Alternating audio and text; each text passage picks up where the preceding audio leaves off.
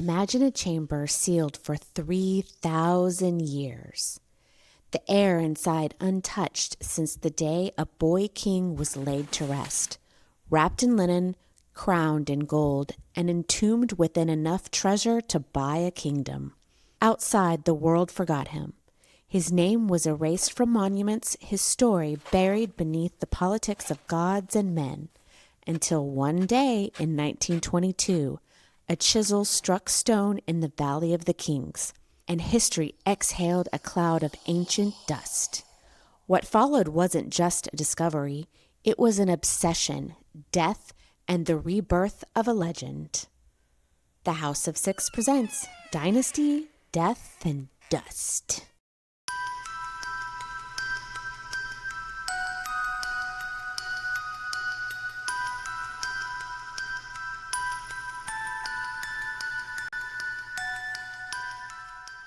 Welcome to the House of Six. I'm Jen. I'm Jared. And we're a go. I had an interesting thing happen to me while I was editing the last episode. And I want to talk about what is happening in our world today with ChatGPT. Oh boy. I used to be able to create images for the episodes.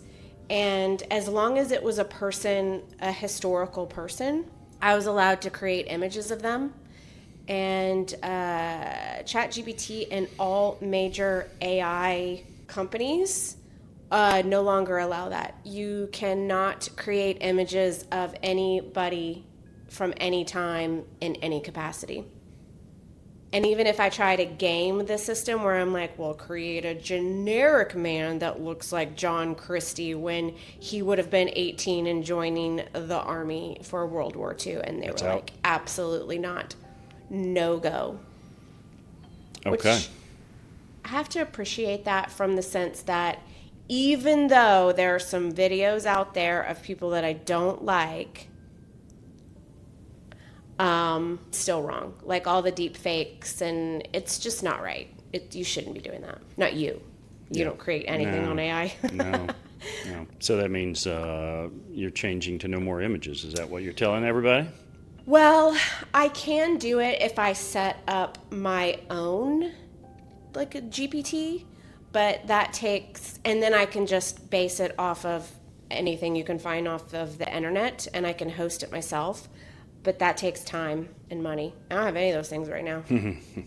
I will say that the editing for the episodes is going to be a lot less involved with imaging and things like that, but it will save me about 4 hours an episode because it takes a lot of time to generate all those images. Okay, so hopefully you're not disappointing the viewers. I don't think so. Let us know. Comments are fun. We don't have any. We've heard they're fun. So people have said. Right. Yeah. So on this podcast, each week I explore the history of crime and mystery, and Jared doesn't believe half of what I'm telling him.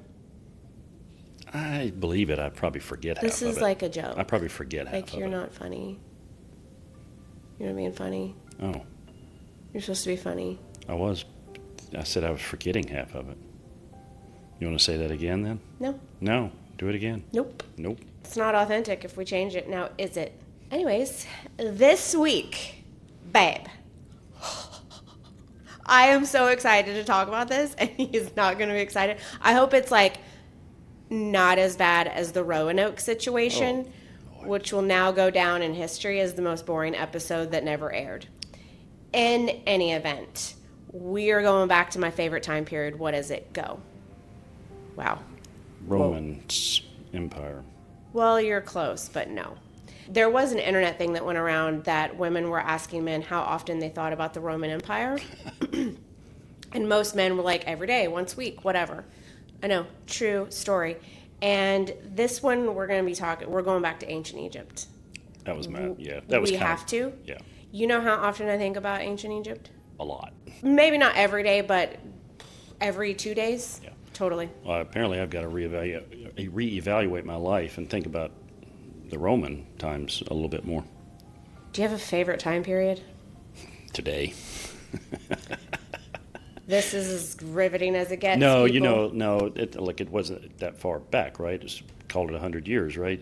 I love the thought of the 20s. Besides the Depression and all of that, the Roaring 20s. I think I love the attire and all that.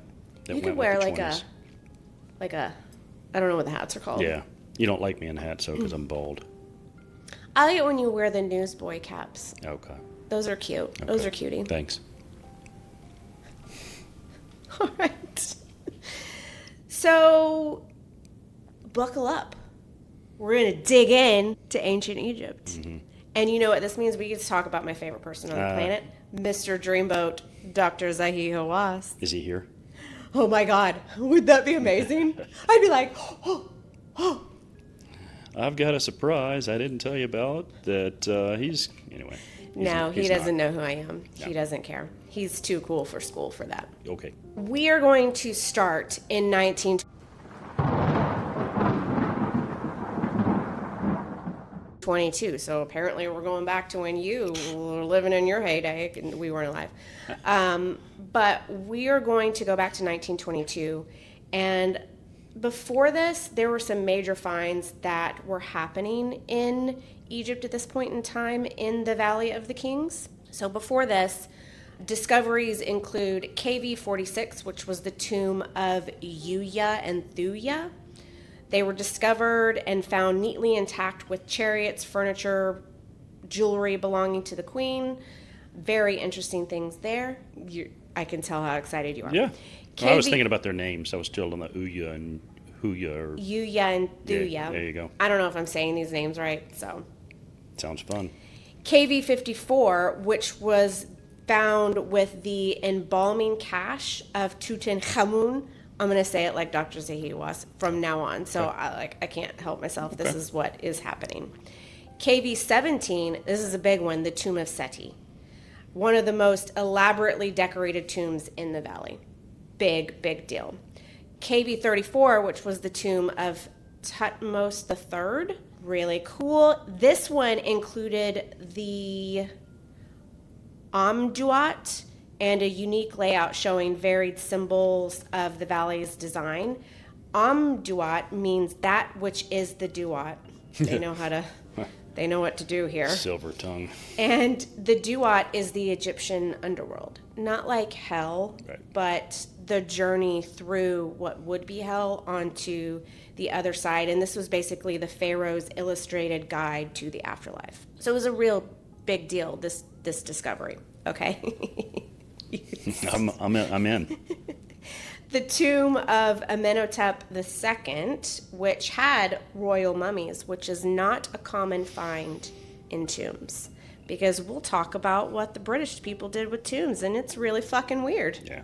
And then there was also the tomb of the sons of Ramses II, which was a big find. So that was all real fine and good. But in 1922, Howard Carter had been digging in the Egyptian sands for about 5 years, which is a long time. He had a sponsor, Lord Carnarvon. Lord Carnarvon. And this dude was running out of patience because 5 years is a long time to fund somebody, and he was getting sick of it. And the Egyptian government was getting tired of British men that were claiming their history. Even Carter's own crew thought that he was chasing ghosts. Why are you looking at me like that? No, I'm sorry. We're going to have to cut this out because I was thinking when he was digging through the desert, all I kept going to Spaceballs, and we ain't found shit. I was looking in your over there Sorry, like giggling. I'm giggling to myself thinking, yeah, all I could see is the hair pick. We ain't found shit. Oh, I love it. Anyway, that was why I was smiling. Sorry. You can figure out what to do with that. That's funny. That's actually really funny. I'm keeping that in. It is worth remembering, going back to my story, It is worth remembering that Carter was not digging in a free Egypt. The country had been under British control for decades, and even though it was independent in 1922, technically, that had an asterisk behind it because foreign archaeologists ran the digs, the museums, and the money. The Egyptian Antiquity Service was supposed to protect the country's history, but it was led by Europeans that decided which discoveries stayed in the country and which were shipped off to London and Paris. Really not cool. I'm going to have a lot of comments. You're welcome. So Lord Carnarvon didn't need permission from the Egyptians. He basically just paid for access to dig in Egypt. And in return, he got the right to dig up their past like it was his own private property. Back to Carter. At this point, he's found nothing. He's got maybe some broken pottery, a whole lot of silence. His confidence is shaken, but he was not the type to quit. He needed to be right. I have a lot to say about this, too. Men. In November of that year, his workers began clearing a patch of rock near the tomb of Ramses VI. And then just before noon, one of them struck stone, and they found a single step carved into the sand. It wasn't really that dramatic. It was a frickin' step. But as they started to brush away the sand, Carter knew he had something. Like he said from the very beginning, he knew it was a big deal. He might have been being a little bit dramatic, but let's just give him the benefit of the doubt at this point in time. We can bash him later. It's fine. Okay. He sent for Lord Carnarvon, and a couple weeks when they returned later, the stairs at that point had been cleared, and they had revealed a sealed doorway, perfectly sealed and intact. And I can actually show the picture of what this looked like because it was really cool. Mm-hmm. And they knew for a fact that it had not been broken. The royal seals were untouched at this point. This is, I'm going to get emotional during this thing because this is like so exciting to me. It is peak archaeological find here. So Carter was brilliant and obsessive and methodical, but he was also working under the British flag in a country that had been stripped of his autonomy. So his discovery was scientific, but it was also like an act of possession.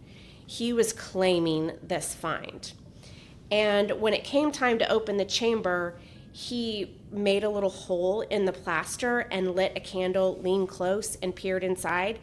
And there you could see, just by that candlelight, gold, furniture, statues, chariots, all stacked up and shimmering. It had to have been so cool.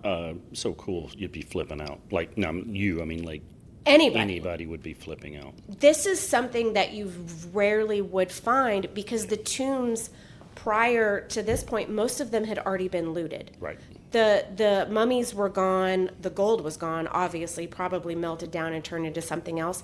This just didn't happen. Usually the excitement was the paintings on the walls and all the hieroglyphs. And don't get me wrong, that's really cool too. But to actually find all of these artifacts had to have just been insane. Of course, you could be, different reasons for thinking it's insane would be some people see dollar signs, other people see uncovering history. Even an archaeologist at this point in time, and Carter was a true archaeologist, he would have been excited just for the discovery, but no doubt he would have already been putting dollar signs on it. Yeah. Absolutely. Absolutely. And the thing about it is, he should not have been the first one inside. That is not protocol, even at this point in time. He broke every protocol there was. Some make the assumption that Carnarvon and Carter went inside straight away. The official opening of any significant find was supposed to involve inspectors from the Egyptian Department of Antiquities so that the site could be documented and secured for the Egyptian government. Oh, okay.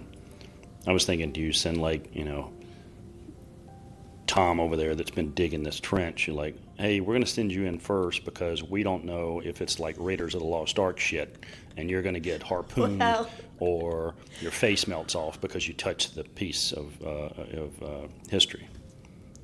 I think about these things. While Raiders of the Lost Ark was set, I think, in this time period, right. It's a movie, and it had not been released yet. Never... And so no melting faces had occurred at this point in time. Not that you know of. You're right. No, they don't send Tom in.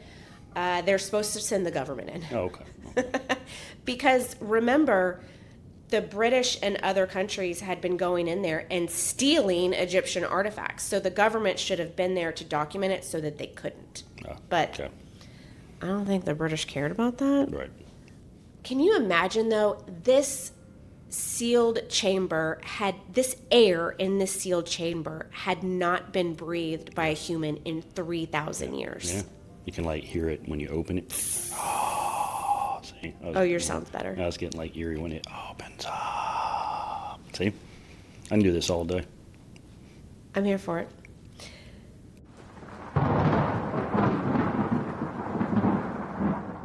Speaking of that 3,000-year-old man.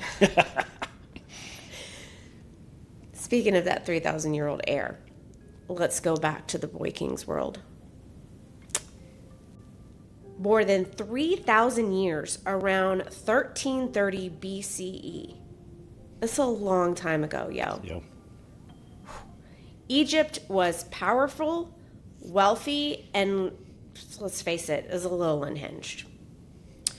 But before Tutankhamun, before gold and the tombs and the curses and all of that nonsense, there was order and the fear of losing it. Egypt just didn't believe in gods. Egypt ran on them.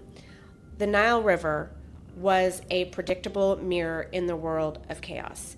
Every year it flooded, every year it receded, and then every year it returned like clockwork. So Egyptians built their entire reality around that rhythm of life, death, and rebirth. That's where their gods came in. There wasn't one god watching from the clouds. There were hundreds, and each of them had a different job. Ra drove the sun across the sky. Osiris ruled the afterlife. Anubis handled embalming. It was less about religion and more like cosmic project management, if you will. Okay. I like it. Yeah. Crowded skies. It was very crowded. There was a lot going on in there. And I don't think that the first pharaoh actually believed he was a god. I think that he decided to be one. When Egypt united under a single ruler, divinity became the perfect sales pitch for obedience. Defy the king, you defy the gods. And what started out as politics hardened into faith, and within a few generations, I think even the ruler started believing this insane mythology. The pharaoh wasn't just a king, he was a bridge between human and divine, an anchor that kept chaos. Their word was Isfet for chaos. The pharaoh kept that from swallowing the world. I'm stumbling a little bit because some of these words are rough. When people obeyed the pharaoh, they weren't obeying a man, they were preserving Ma'at, which was truth, order, and brilliance. And that was the point of everything that they had. Taxes, temples, even the tombs that they built. I mean, I kind of went back and forth on researching this because I was like, did they believe this? This seems crazy to us, to be fair. It's been a few thousand years. In my research, I think I found that they believed it, but not. It was more of a way to explain how the world worked, how nature worked. The farmers probably prayed for crops more than this cosmic harmony that it seemed to describe, but the priesthood and the palace absolutely pretended to believe because belief kept them in charge. It kept them powerful. And if you spun this tale of the afterlife depending on the rites and the rituals, who's going to argue with you? Yeah. The people in power are telling you this is true.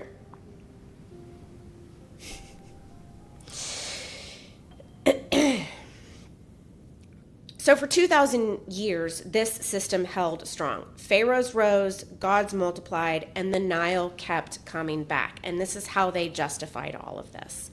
And then one man, Akhenaten, decided the world only need one god. And this entire balance just completely cracked open.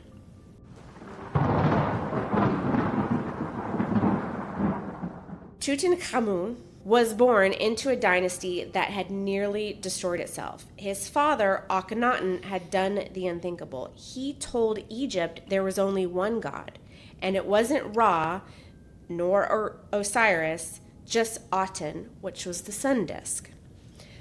Before Akhenaten went all in on this worshiping the sun disk, his name was Amenhotep IV. He changed it to Akhenaten, meaning effective for Aten or spirit of Aten, that's giving him the power of the sun. The name change marked his religious revolution. Basically, he fired Egypt's entire pantheon and replaced them with a single deity, Aten, the sun itself, the giver of life. But before Akhenaten's religious revolutions, Egypt's capital was in Thebes. That's modern-day Luxor. I don't know where any of this is on a map because I don't know anything about geography.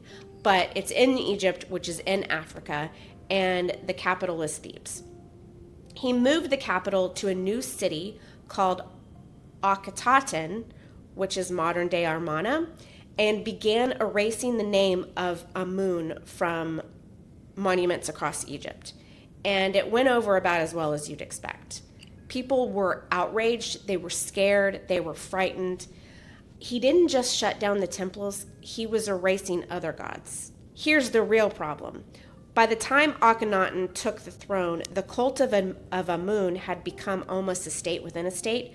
The priest of Amun at Thebes controlled enormous amounts of wealth: land, gold, labor, people, the temples, and with that, they had very strong hold over the crown of Egypt. So every pharaoh before him had to appease these priests of Amun to stay in divine favor. So when Akhenaten declared that Aten, the visible sun, was the one true God, it wasn't just a political pivot. This is a coup. He's trying to take out the priests. Mm-hmm. Are you bored? No. I was listening to you. I agree. It's a coup. Listening. I don't have much to add right now. So by erasing Amun's name, Akhenaten was cutting off that entire power structure, deleting his rivals from history. Everywhere Amun's name appeared, and it was frickin' everywhere. It was on every building. It was on every depiction of the pharaoh.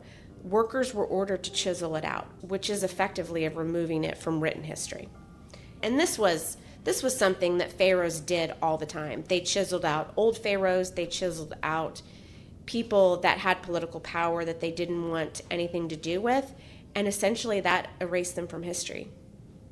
So unsurprisingly, the people hated it and the priests were furious, but they were effectively losing their power. Just because of one person saying it is. Yeah. Yeah. I mean, the pharaoh is a living god. So it's essentially God telling the people that he can do whatever he wants. Right. I was trying to correlate it to maybe Moses, but then I was like, Jen, you don't know what you're talking about. Maybe you should stop talking. Stay in your lane. Stay in your lane, lady. The royal palaces of Egypt were not exactly known for healthy family dynamics. This was a time when the royal families believed that you had to keep royalty within the family. Yeah. So they were marrying themselves. Yeah, right. Their brothers, their sisters, their mothers, fathers, aunts, uncles. Yeah. Yeah. So Akhenaten, the so-called heretic king, sat on a throne beside his great royal wife, Nefertiti. You know who this is, right? Oh, shit. Oh, my God. I know the name. Keep going. You know the bust of Nefertiti. Right. It's one of the most famous symbols of Right. ancient Egypt that exists. Exactly. Yeah. So. Got it. Nefertiti was beautiful, brilliant, and depending on who you ask, she was just as dangerous as Akhenaten. But she wasn't his only wife because, like every pharaoh before him, Akhenaten kept a royal household that blurred the lines between family, politics, and religion. He had secondary wives. Like we all do. they produced children, which was meant to secure their throne. They needed as many children as possible in case some of them died, because they were going to, because this was 1330 something BCE, and the human average time span was about 33 years, mostly because 50% of all children died. Right. So have as many as you can. One of those children was Tutankhamun, a boy born in the dying light of Akhenaten's revolution. His mother is not written into stone or carved in gold, but most believe she was one of the king's sisters, a princess from the royal house of Amenhotep and T. There is some speculation, however, that Tut's mother was Kia, and this is the beloved wife. Even though she was a secondary wife of Akhenaten, she was not royal by birth, and she may have been foreign. But her name appears on perfume jars, shrines, and temple scenes, and she was clearly favored if these depictions were being made of her. But her name and images were later erased and replaced by Nefertiti, or one of her daughters. She disappears from the record around year 12 of Akhenaten's reign. Tut's estimated birth aligns with Kia's disappearance, which indicates that she may have died in childbirth. If true, Nefertiti likely adopted or claimed the boy to secure her legitimacy and the family's dynasty. This would explain why Tut was raised within the main royal household despite his mother's erasure from history. You doing okay? Mm-hmm. Nefertiti's imagery and power surge after Kia's disappearance, she begins appearing in near equal status to Akhenaten, which is not normal. The art and depictions of the pharaoh and his wife changed dramatically with Akhenaten. Before, all Egyptian depictions were very structured. They were very, you could see them from the side. They were two-dimensional. And then with Akhenaten, they became very fluid. Their limbs were very beautiful and elongated. Their bellies were sort of made rounded. Scientists believe the depictions were meant to show life and rebirth and fertility. So they all had very long, elongated, flowing, and rounded bellies. It was very strange. They look very alien-like. It was very elongated skulls. Bizarre. Yeah. I don't know why. We don't know why. So for 17 years, Akhenaten ruled from his desert capital, a city built for the glory of Aten, and, it was for himself. But while the pharaoh praised the sun, Egypt was starving, literally starving. Trade had slowed, foreign allies drifted away, and the old gods were forgotten. Evicted. Mostly. Evicted? Yeah. Yes. Yes. Inside the palace, things weren't much better. His great royal wife, Nefertiti, slowly vanished from the carvings. Some say she died. Others whispered that she took a new name and ruled beside him as a king herself. There is actually scientific evidence that points to a plague around this time that might have been either the bubonic plague or smallpox. But we do know that some in the royal family vanished around this time that the plague was thought to have happened. Now, the new capital, which is now Amarna, and I've already forgotten the name of it, Akhenaten, it was very much isolated because they built it in the middle of the desert. In fact, it was very shoddily built because they wanted to be able to live there as soon as possible.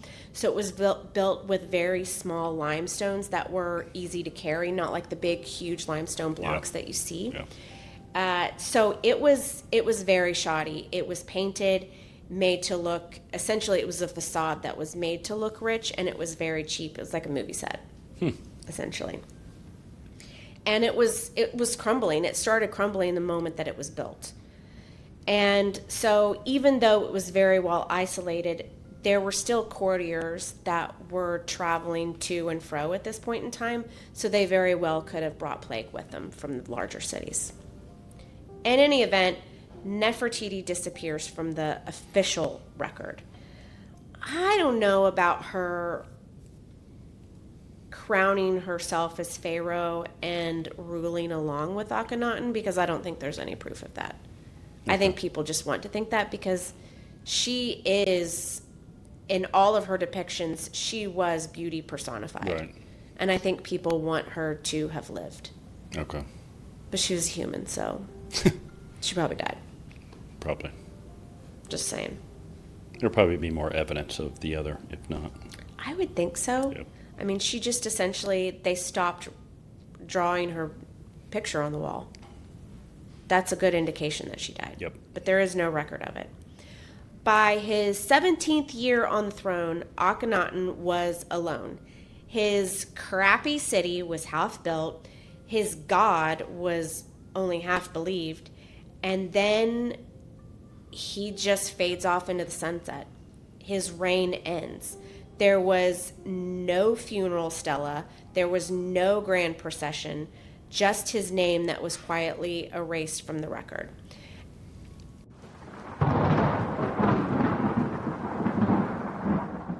So he died. And now he becomes the heretic. He is the criminal. And his temples were smashed. His statues were defaced. His body, wherever it ended up, was probably defiled. All right. The city that he built for Aten was abandoned, swallowed by the sand, probably pretty quickly considering how crumbly it was built. But somebody had to take over. And that was the boy Tutankhamun. Now, he was just a child. He was around 8 or 9 years old. So while he was placed on the throne, the grown-ups still ruled in the background. And within a few years, Horemheb and that was his advisors. Horemheb was a general, and I was probably an uncle. And they changed his name at this point because before then he was Tutankhamun. Then he became Tutankhamun. That's a lot of changes. Well, he couldn't have a name that was having him belong to Aten anymore. Sure. He needed to belong to Amun so that we could erase all the bullshit that his dad did. Okay. Right? So essentially, this renaming him was restoring the old gods to power. That's good. But obviously, the boy king didn't rule Egypt. Egypt essentially ruled him. His job was to make the gods happy again and clean up his father's mess, which was a pretty big mess. The priests got their temples back. The statues were taken out of storage. Thank goodness they didn't destroy them. They probably pretended to. And then the kingdom just basically pretended that the last decade didn't even happen. They just went back to life as usual. I mean, essentially this was a PR move. Yeah. A child with a golden crown, zero control, a bunch of adults are around him making all these decisions, pretending this boy god is doing it. He didn't have a clue what was going on. He married his half-sister, Akhenaten, because in this family that meant that we could keep it all within, and then within around 10 years, he dies at the age of 19. He did not have an heir. His wife did produce children, and they did not make it past infancy. So there was no dynasty left to protect him. He was basically the end of the road here. He did not have a grand tomb built. He was only 19 years old. So his burial had to be rushed. He was tucked into a space very small as far as royal tombs go. And it was probably meant for somebody else. Right. And then essentially he was forgotten for 3,000 years. Now, I feel sorry that anybody dies, so I'm very sorry that he died. But this is where things get really interesting.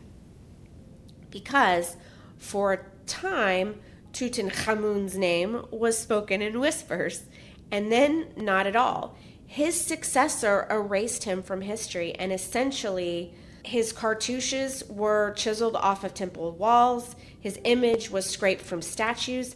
I took over after Tut's death, and then followed by Horemheb, which was his general. And then this guy rewrote the king list to skip Tutankhamun,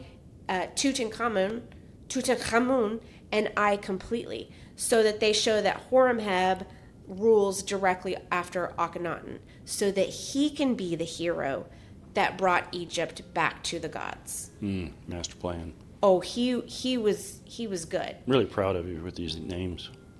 It's fun, isn't it? Yeah. Yeah. I practice. Well, to be fair, I know this story really, really well. I know I have a script written, but this is one of my favorite subjects. Yeah. I love this stuff. So when the Valley of the Kings filled with new tombs, Tutankhamun's small borrowed crypt resting place was buried deep under debris, stone chips from later excavation, floods, and centuries of drifting sand. What doomed his legacy also protected it. And this is where I'm going to go a little bit nerd here, because I watched a documentary that there was a study done of flooding in Egypt. And Tut's tomb was in a very low part of the Valley of the Kings, and then it went down, dipped into a crevice, if you will. And Egypt floods all the time. There are flash floods in the desert.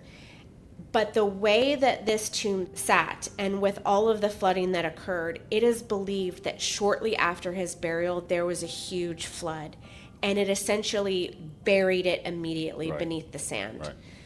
So while it was common that grave robbers would go in as soon as the royal guards went away after a few years, they would raid the tomb as soon as it was safe.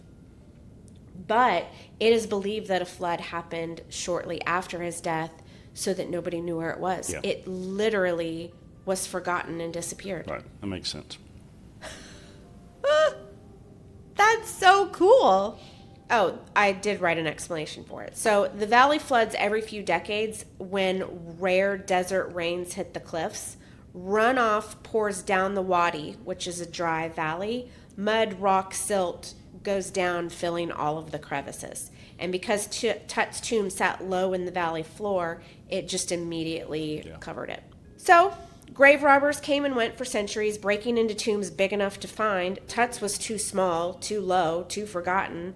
And even when men dug right over it, literally using its entrance as a workman's hut, they had no idea that they were walking over all of these treasures.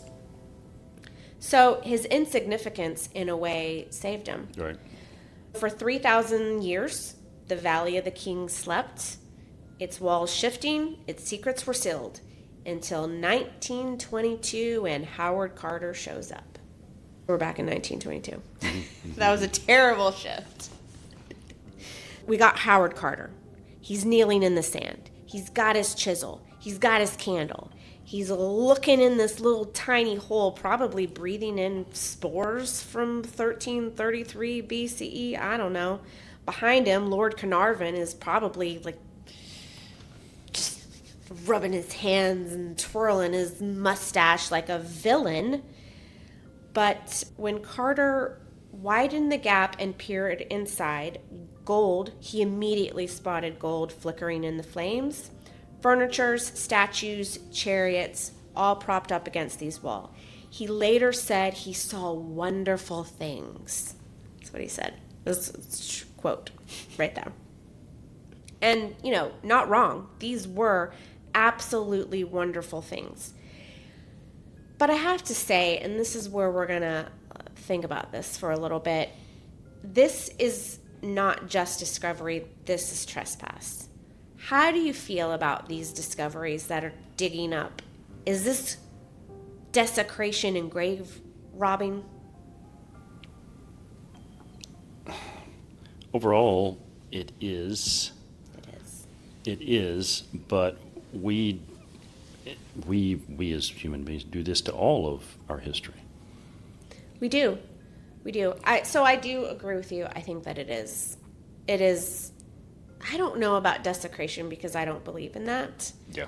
Because I think that when you die, you die. Right. That's it. your body's just, you go back into the universe the same way that you came into it. Our bodies are fueled by energy, and that energy goes back out into space and time. So I don't think that anything is left with the body. It should just decompose and go back. Yep. So I don't think that there is a quote-unquote desecration that occurs, but it still feels a little icky. And maybe that's just biology speaking there. That's just how we're wired to think, because a life is a life. And then when it's gone, what are you taking away?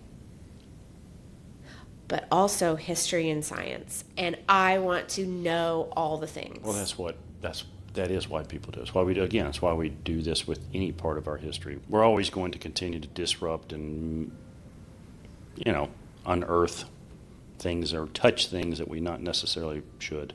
But when I say should we? I don't know. I mean, once you die, your things, like what happens to them, it doesn't matter anymore to you. Right. So I think that that's the only way that we can learn. I think that's the only way that we can understand humanity, is to understand where we came from. Right. I agree to that. This is the only way, the best way to learn. Yeah. Yeah, I agree. And I think I've said this before. I don't understand graves. I hope that doesn't make me sound obtuse, but I really don't get them at all, because it's where a person is buried, maybe. But there's nothing, like when people go and visit, again, I'm sorry if this is defensive. When people go and visit graves, it's for themselves, right? Yeah. You're not visiting the person. It's for yourself, right? I don't get that. Yeah. It doesn't make any sense. Well, no, agreed. I mean, I don't get graves. I don't go visit graves often, so yeah. The only time I've been at a grave is when somebody else wanted me to go. Right. And even then, I just stood there and I was like, why am I here? Yeah. And I kind of panicked, because I'm like, because then I go into some sort of existential crisis where I'm like, why are we anywhere? So it's a very disturbing moment for me, because I'm like, this is weird. We're being weird. Humans are weird. And then I panic. Yeah. So yeah, because I can visit those people in my mind. Yeah, no, look, I have what you say might offend a few, but I think overall, like, maybe it enlightens a few going, you never know. I am not trying to offend. I'm saying not. I do not understand. My brain cannot comprehend why. The memories are what you've got, and you don't need to go somewhere else to live that. Yeah. Yeah. Yep. Yeah, so when I die, I'm putting this on camera. When I die, I want to be cremated, and then I don't care what you do, because I'm dead. It doesn't matter. Put you next to Moose. Yeah. Yeah. We'll be together forever, and we won't know it because we're dead. Jesus. It's like, actually This is my life. It is. What I really want is that I want to either go to a body farm, or I want to be grown with fungus, because that is the only way you can be put back in the earth where you're not like embalmed and all that stuff, because they won't let you do it from an environmental standpoint, even though that's what animals do. I would really like to go to a body farm and be donated to science, but he won't do it because he finds it gross. I have my limits. Even if it's what I want, you could go visit me and literally see me. Oh, that is fucking horrible. That's fucking horrible. I apologize. I don't know why I found that so funny. I was like, holy shit. And this is what happens? Yeah, right. Meanwhile, I'm over there vomiting. Anyway, that drifted. It really did.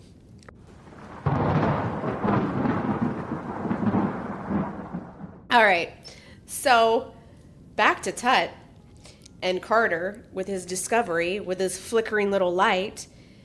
And this flicker of light marked both the end of Tutankhamun's silence and the beginning of a world obsession.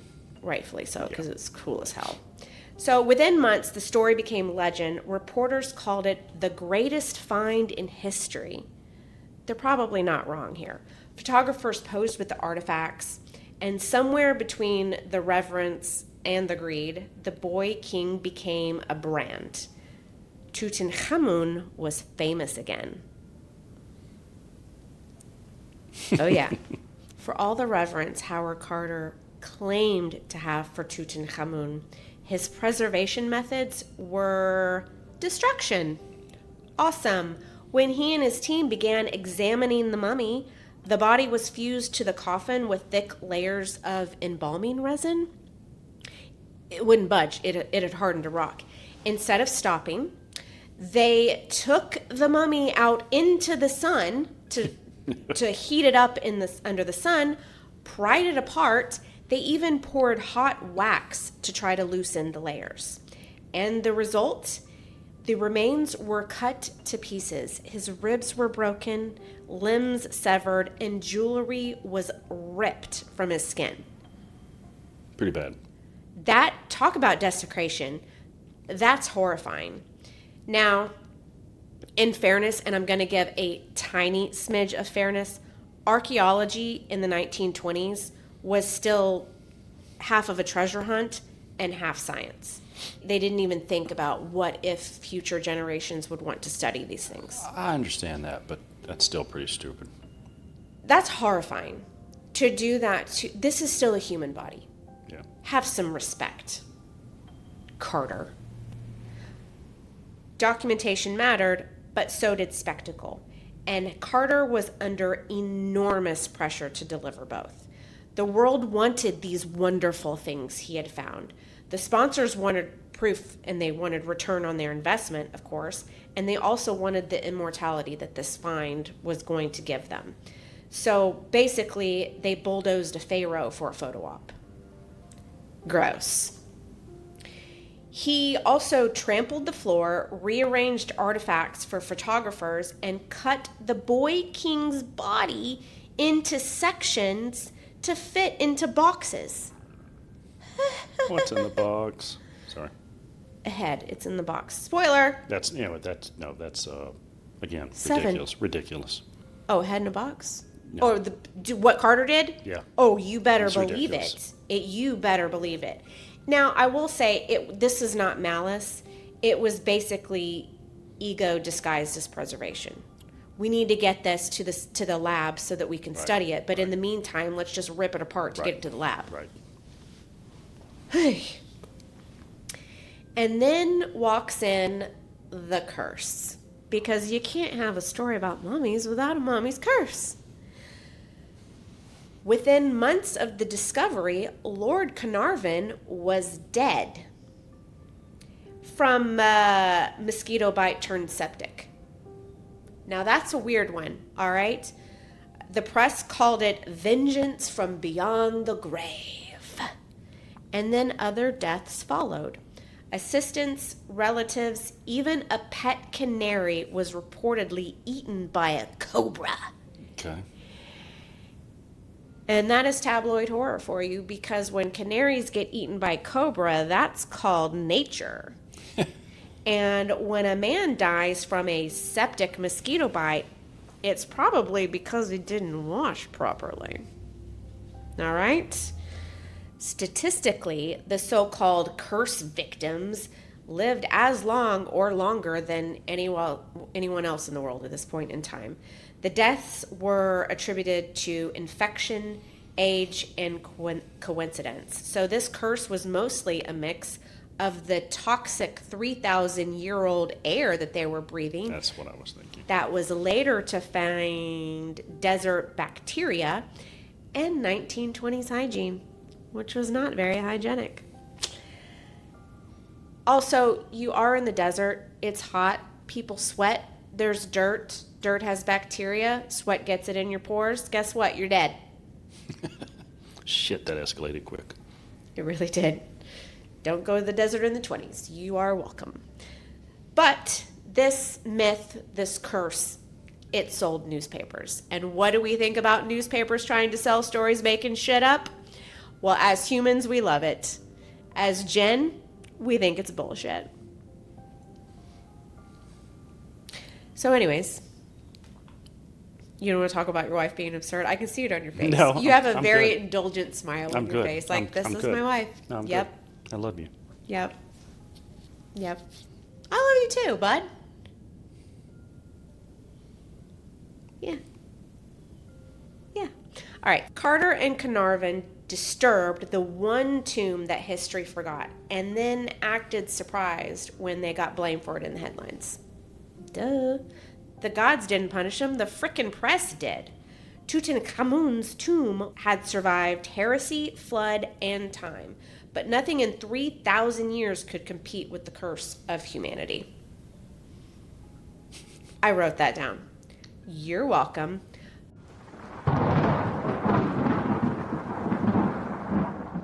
The real question here, because curses are dumb, but how did Tut die? Let's dig in. I've already used that one. What's an archaeology pun? Let's map this out. That's a cartography pun. Let's brush off the dust. That's dumb. Anyways, let's unpack it. All right. Theory number 1. Murder. When Tut's mummy was first x-rayed in the 1960s, which was 40 years later, researchers saw a hole in the back of the skull. Cue the headlines, Boy King bludgeoned to death. But later CT scans revealed the hole was post-mortem, likely made during the mummification phase. Because, they had to rip out all the brains. Oh, yeah. So that is a violent process, I have to imagine. Now, just so you know how they did this, they took it looked like a knitting needle, a hook, and they shoved it up your nose, and they whisked it around, and then they ripped it out. You can thank the mummy for that explanation. That's as far as I looked up this theory, this process. Thank you. Yep, you're welcome. So anyways, the murder by court intrigue theory, no. This is a post-mortem hole in his head. No. Next, we have the leg injury. CT scans from 2005 revealed that Tut had a severe fracture in his left femur, right above the knee. And the break wasn't clean. It was the kind that comes from either like a bad fall, an accident, something like that. And there were traces of necrosis, which is dead tissue, and infection around the wound, which means he probably didn't die instantly. He likely developed sepsis, which is an infection that spreads through the blood, through his body, and he died within days or weeks. So essentially, an accident turned fatal. Number 3 is the theory that involves health and genetics. In 2010, Tut's DNA analysis revealed a few brutal facts. He was riddled with malaria. Okay.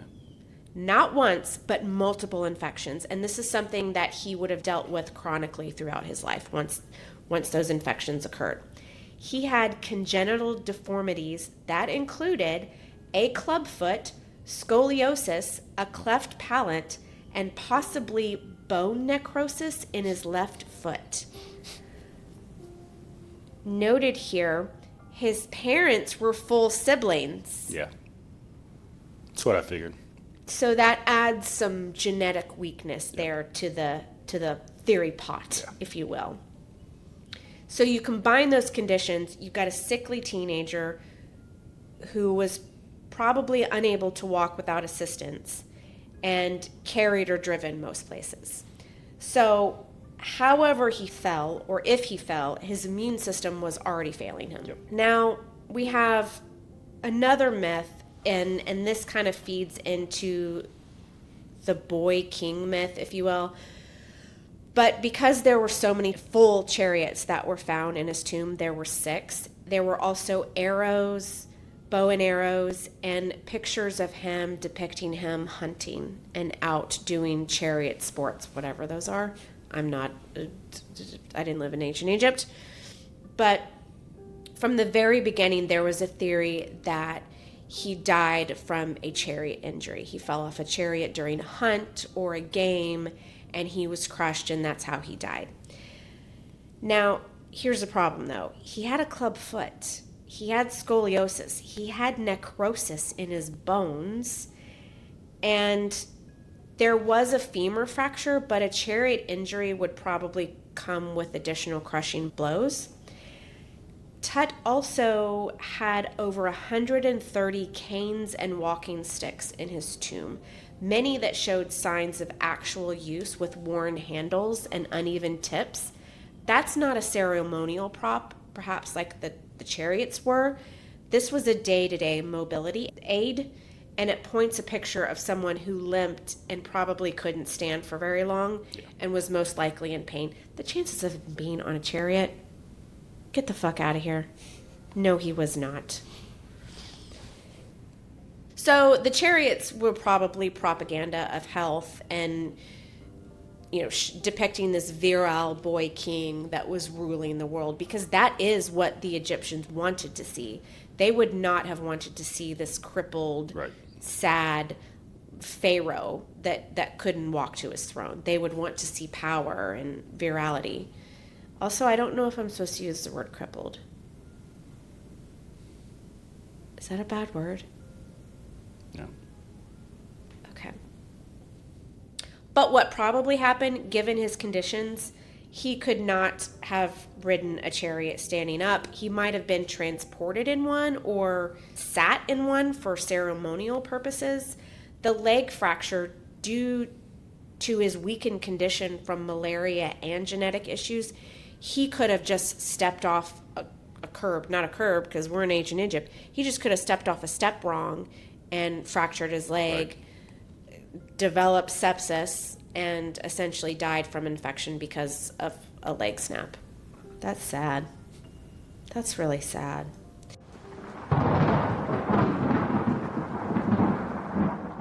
What's the cultural impact of all these shenanigans?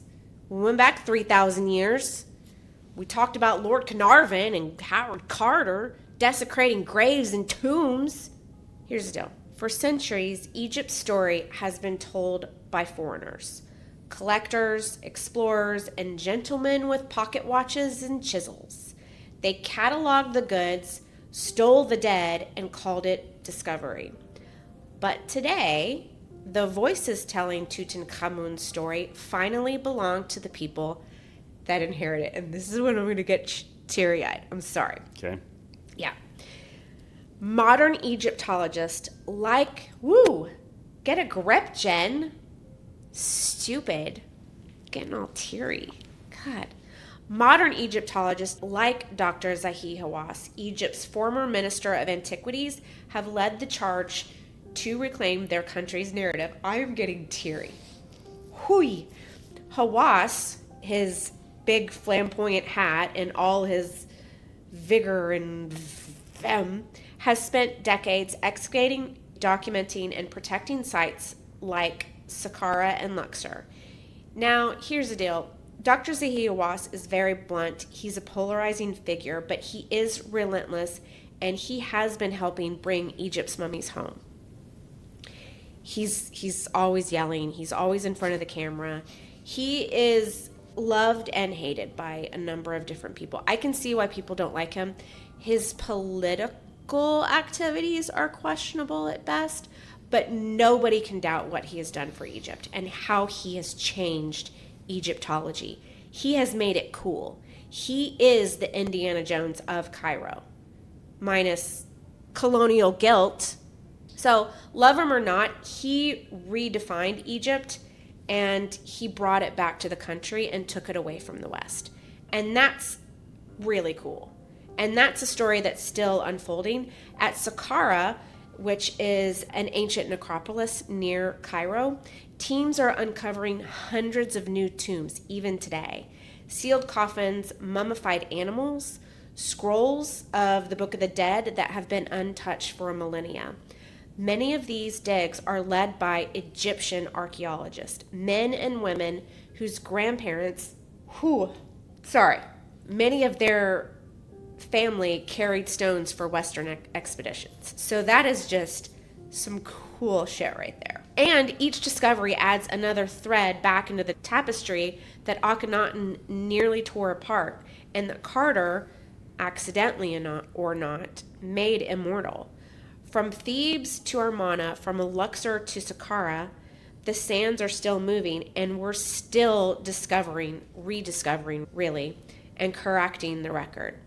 Tutankhamun was never supposed to be remembered. I'm getting teary over King Tut, you guys. It's your passion. Whew. It's okay. Well, it's sad because his name was erased and his tomb was buried and his story was lost, but he outlasted all of them. His father's heresy, his successors' lives, and even the men who carved him into legend. 3,000 years later, we are still talking about him. In fact, the big Tut expedition that goes around the world, it was in Atlanta recently. It comes back every so many years. So that's just really fucking cool. That's sad and neat and sad again. And then it's neat again. So each generation rediscovers him. Howard Carter with his candle, Dr. Zahi Hawass with his hat, Dr. Salima Ikram, she is really cool. She is currently in Saqqara. I mean, I don't know if right this second, but she's been on recent digs to Saqqara, and she is super witty. She stands up to other men, which a lot of women in Egypt don't do. She's very vocal. She's very funny. I just love her. But today, these archaeologists are not grave robbers. They are translators, and they're taking care of the finds that they are discovering. In fact, today, many times we being humanity, I think, wants to retest many of the artifacts or mummies through DNA, and the Egyptian government is very, very protective of them. And in fact, they only allow certain tests every so often because they understand how damaging it can be. Mm-hmm. And scientists try very hard to preserve what they can only discover by damaging or destroying. In fact, they'll leave many things intact because they don't want to do that. They want to save it for a generation that can make these discoveries properly without destruction. My nose is running because I've been crying over this story and ancient Egypt. So that's silly. That's it. That's my whole story for today. Is this the happiest you've been in forever because you got to talk about your most favorite thing in the whole wide world? Yes. I've been waiting for it. What's this, episode 14? This is episode 14. So it took you you held off as much as you could to be able to talk about your favorite thing. I really wanted to do it episode 2, and I was like, Jen, too soon. Yeah. You're going to scare away everybody. So, yeah, I really wanted to do this. Okay. Because this is my favorite story. I think you should be over in Egypt, helping, brush off stuff. I don't even know why you're here. You keep me here. Oh, okay. If I had known, when I was growing up, we didn't have a good system in place to really help kids figure out what they want to do when they grow up. And I had no idea what was out there. I didn't really know a whole lot about ancient Egypt then. This is a passion I found later in life. I think that I probably would have been an anthropologist. Yes. I could have gone into forensics. I think archaeology is something that I would never gotten into because I very much like instant gratification, and that is not found in archaeology. That is something that takes years. And the famous archaeologists, I'm not saying that they're not talented or incredibly educated, because obviously they are, but they're also very lucky. Sure. Because to make these discoveries, of course you have to use your knowledge and your schooling to find these places, but digging in the ground is hard. Do you know how hard it is to dig a hole, like to bury a body, or to bury anything? Just to dig a hole. Let's just say to dig a hole, not to bury anything. You know how hard it is to dig a hole? I was listening to one of my favorite podcasts. It was just called Buried Bones. And it has my other boyfriend, which is Paul Holes. And he is a forensic investigator, and he's the guy that caught the Golden State Killer using genealogy DNA. And he was talking about how most people, when they're trying to do bad things and dig holes, they only get about 18 inches in to where the dirt is so compacted, Right. and then they give up. Yeah. Now, I've never dug a hole. Have you? No, not that deep. I used to dig holes I would dig holes when my father and I would, back when I was a kid, and he would look for bottles, old bottles. What? This is what you did when you were a kid. Why? For like antique bottles. Where do you find, just anywhere? On the riverbanks and stuff like that. Oh, like, that makes more sense. Yeah. I was thinking like he's just going along the road and digging holes, and I was like, Bill. No. A lot, not all, but like creek banks and things like that, yeah. That's cute, cute. Yeah. Weirdly cute. I used to be bored with it when I was a kid. It was timed with my father, but I remember when I was little enough, I'd get bored and I'd like toss a bottle down in there and act like I found it. And he'd be like, no shit, you found it. He knew what you were doing. Yeah. He was like, yeah, I saw you throw it. Yeah. I just found that bottle 10 minutes ago. I remember. All right. So that is where we leave the Boy King. Half legend, half lesson. He outlasted them all. Like, that's some cool stuff right there. That's fun. If you made it this far and you're curious and you want more, check out the House of Six on YouTube, on patreon.com/House of Six. There's a lot of fun stuff there. On my really horrible TikTok, just kidding, it's awesome. TikTok at House of Six. Clips, funny stories, things like that. We have enough outtakes, yeah. We do have a lot of outtakes. I don't do a whole lot with them because I hate putting together clips. I don't know if you've noticed, but I'm terrible at TikTok. Okay. You're great at storytelling. Check. So yeah, I don't have very many mummy jokes. No pun left unbandaged. Yeah. There you go. That doesn't even make sense. Nope. So next time, we'll do something different. I can't tell you what may happen next because I never know. I usually know the day before we do an episode. It's part of the fun. It is part of the fun. Even I don't know what's going to happen. But, like, review, subscribe, comment. I don't have any comments. Yeah. It could be, well, we don't want bad ones, but, No, leave a bad one. Jen, your hair's stupid. When was the last time you cut it? Because guess what? I cut my own hair. I don't know the last time I cut it. It wasn't in this house. So, yeah, until next time, stay out of the desert. It's hot. Bye. Bye. In gold they laid his weary head, in silence sealed his name. The sun forgot, the stars misled, but dust recalls the same. The priests have gone, their gods unmade, the thieves have lost their prize. Yet through the cracks of time and shade, the Boy King still will rise. So walk with care through halls of stone where death and memory blend, for nothing buried lies alone. The sand remembers. The sand does not end.